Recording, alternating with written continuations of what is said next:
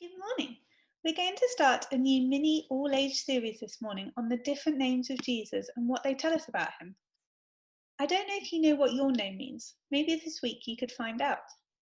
My name, Claire, means bright and shining. It comes from the word clear. However, that doesn't actually tell you much about me and what I'm like. Whereas with some names, the meaning does tell you a lot about what the person does or what they're like. Let's have a look at some examples together.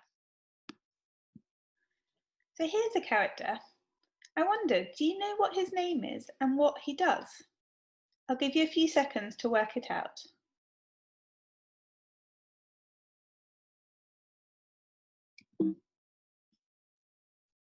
So maybe you guessed or knew that he was Bob, and he's Bob the Builder.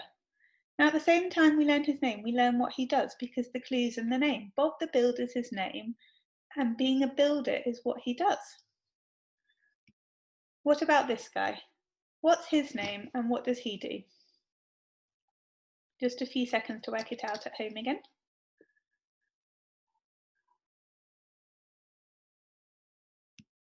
Well, hopefully you recognised him from Disney films. It's Prince Charming. Prince Charming is his name, but it also tells us about what he does. He's charming. Final one. What's his name and what does he do? Well, you probably know his name.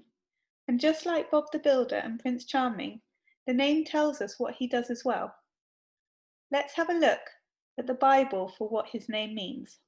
We're going to look at the beginning of the Gospel of Matthew, which is one of the books of the Bible that tells us about the life of Jesus. And because it's at the beginning of the book, this is before Jesus is born. As I read it, have a look for what name the angel says the Son is to have, and also what the Son will do.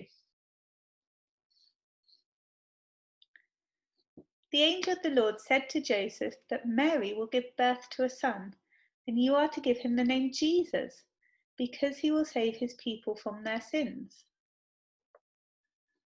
Just a few seconds to think about those two questions together at home.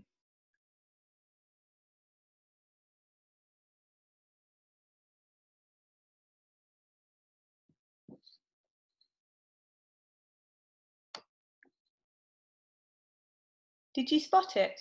The angel tells Joseph to give Mary's son the name Jesus, because Jesus will save his people from their sins.